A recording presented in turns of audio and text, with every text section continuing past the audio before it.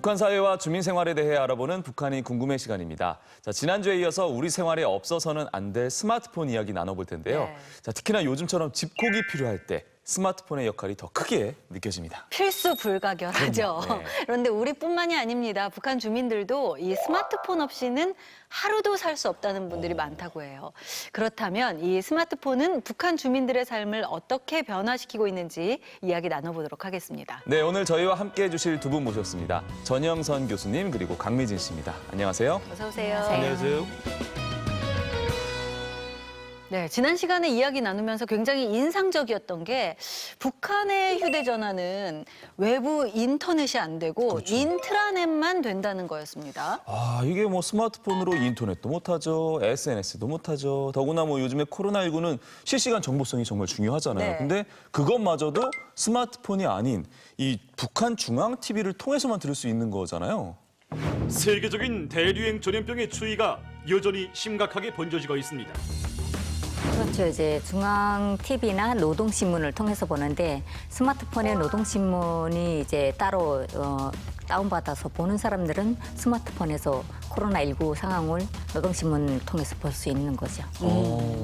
근본적으로 이렇게 보시면 될 것 같아요. 북한은 IT 정보통신 산업의 입구를 당국이 장악을 하고 있다. 뭐 중국에 가서 구글을 사용한다든가 아니면은 뭐 카카오 앱을 사용할 때 사용할 수 없는 것들은 국가적인 차원에서 정보통신 들어온 입구를 막고 있기 때문인데요. 그런 것들을 계속 통제하면서 주민들에게 필요한 만큼의 사용을 늘려가거나 활용도를 높여가는 쪽으로 가고 있다고 보면 될 것 같습니다.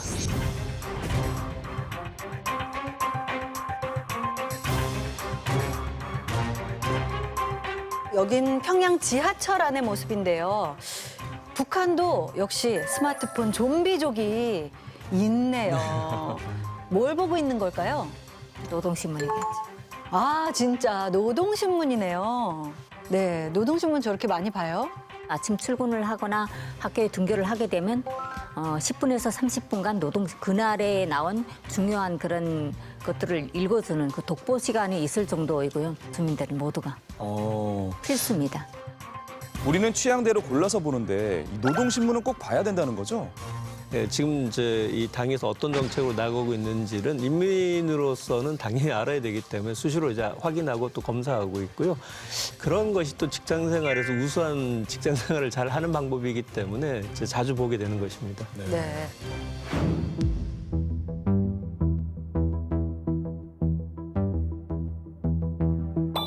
네, 작년에 출시된 평양 2425라는 스마트폰인데요. 살펴보면 주소록 번호판, 통보문, 이건 문자 메시지죠. 자, 이제 생소한 책 이름이 나옵니다. 백두산 총서. 강미진 씨에게는 좀 익숙하시겠어요? 그렇죠. 이제 백두산은 이제 북한이 김정은 위원장 일가를 총칭하는 그런 대명사잖아요. 거기에 뭐 김일성 주석에 관한 이야기, 항일 빨치산 그 이야기도 좀 있을 수 있고, 그리고 또 그 후에 이제 김정일 위원장에 대한 그런 이야기들. 어쨌든 혁명성을 강조하는 그런 내용의 도서들이 다수 이제 기재됐다고 봐야 되죠. 그러면은 북한 스마트폰을 사기만 하면 저 뭐 백두산 총서나 광명도서 같은 거는 그냥 깔려 있는 네, 거예요. 기본 앱이고요. 우리가 휴대폰 살 때 지울 수 없는 앱이 있지 않습니까? 네. 그래서 기본적으로 깔려 있는 앱입니다.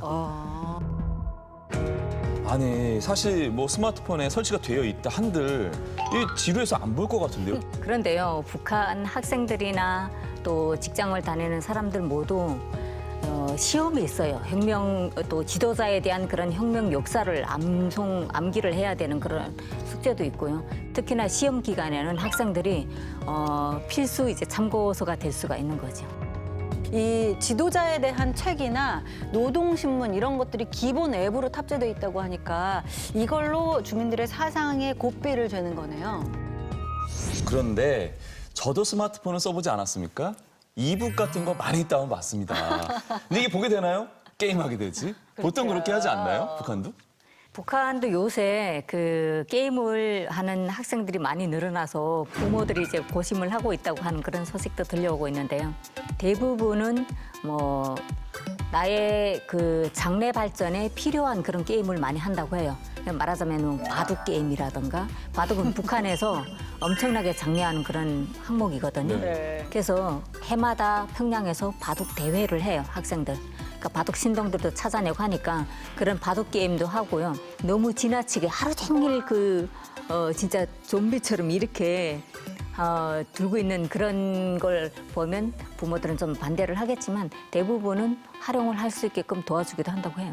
네, 근데 이렇게 스마트폰을 주민들이 잘 이용하고 있으면 정말 누구나 갖고 싶어 할 거 아니에요. 가격은 어느 정도 되는지. 가격은 초기에 2014년에 다량적으로 이제 생산돼서 들어갈 때 북한 원으로 220만 원이었는데요. 네. 그 220만 원이 하나로 한 29만 원 정도가 됩니다. 네. 또 2019년 이제 그 조사된 가격은 거의 70만 원 정도 하나로 네. 그렇게 팔리고 있다고 합니다. 근데 월급이 굉장히 작지 않아요. 그렇죠. 이걸 살 만큼 그렇게 되는 건가요? 그러니까 북한 주민들한테서 월급의 의미라든가 그런 용도는 90년대 중반을 기점으로 해서 활용을 안 한다고 봐야 됩니다. 90년대 중반 이후에는 시장을 통한 그런 그 수익이 많이 창출됐기 때문에 가정주부 한 명이 한 달에 나가서 버는 수익이 대략 한 몇십만 원 정도, 70만 원, 80만 원 벌고 100만 원 이상 버는 사람들도 있기 때문에 네. 그런 걸로 이제 규정을 해봐야 되죠. 이렇게 스마트폰을 계속해서 출시하는 이유는 뭔가요? 근데 기본적으로 보면 이제 북한의 과학기술 정책하고 좀 연결이 되는데요. 과학기술을 통해서 경제발전 전략을 추진하는 과정 내에서 자연스럽게 스마트폰에 대한 새로운 스마트폰 출시라든가 이런 것들을 하고 있고 또 어떻게 본다면 북한이 작지만 내수시장을 겨냥한 그 산업화에 대한 정책들도 상당히 많은 부분들을 좀 염두에 두고 있다고 평가를 해야 될 것 같습니다. 그런데 지난 시간에 이야기를 듣다시피 이 휴대전화가 북한에서는 감청을 받는다고 했잖아요. 그래서 굉장히 놀랐는데 그럼에도 불구하고 이 휴대전화가 주는 편리성이 더 많기 때문에 굉장히 불만 없이 선호하고 있다고 그런 이야기를 네. 했잖아요. 그렇다면 어떤 변화들을 가져왔는지 한번 보겠습니다.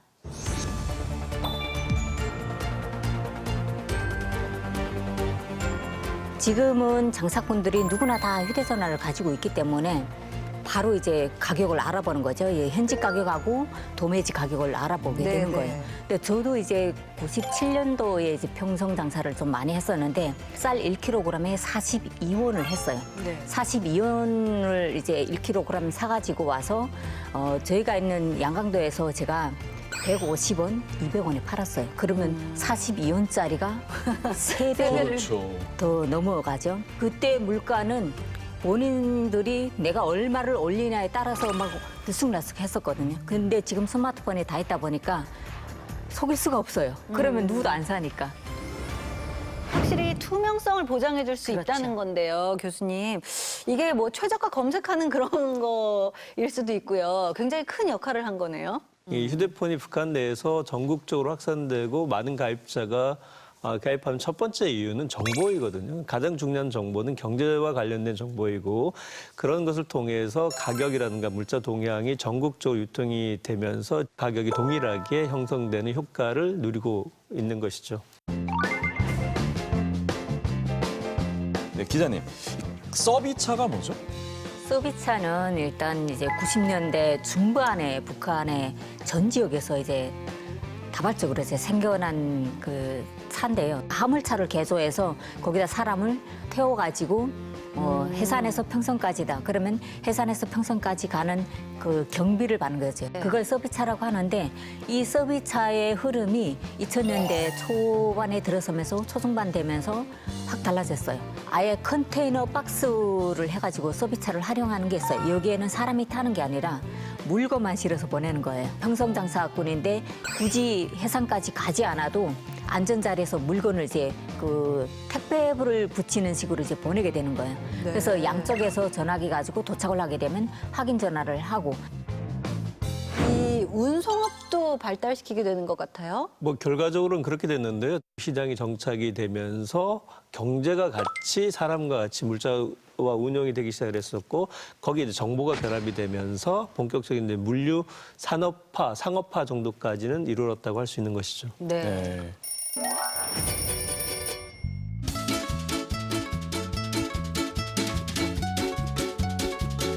옥류관 냉면 시키신 분, 스마트폰이 북한의 음식 배달 문화를 가져왔죠. 북한도 요즘 짜장면 내부로 시켜서 먹습니다. 네. 대체로 보면 이제 음식이라고 하는 게 최근에 북한도 많은 관심을 가지고 있는 것 중에 하나가 이 먹방과 관련된 부분들인데요. 해외 음식들, 특히 이제 이탈리아 피자라든가 이런 음식에 대한 관심도 많이 늘어났고요. 또 최근에 이제 먹으면서 이걸 또 찍어서 올리기도 하고 교환하기도 하는 이런 변화까지 좀 많이 생겨났고요. 필요한 물건들을 전자상점, 인터넷 쇼핑을 통해서 구매하는 것도 지금은 좀 가능해졌습니다. 북한 당국은 당국대로 또 스마트폰을 잘 활용을 하고 있고요. 또 주민은 주민대로 또 편리하니까 잘 활용을 하고 있는 것 같아요. 어쨌든 이런 식으로 가다 보면 앞으로 북한의 스마트폰 보급률은 올라갈 테고 앞으로의 변화가 굉장히 많을 텐데 어떻게 예상하시나요? 아마 이제 가장 큰 변화 중에 하나는 경제와 관련된 변화가 예상이 되고 있고요. 전자결제 시스템도 지금 북한 내부에서 좀 구축이 되고 있는데 이것이 북한 내부의 경제 활동을 하는 데 있어서는 일정 정도 유효성을 갖고 있지만 세계 금융 시스템하고의 결합이라든가 이런 것들을 좀 대비해야 될 수밖에 없는 상황이 곧 올 것이라고 보고 있고요.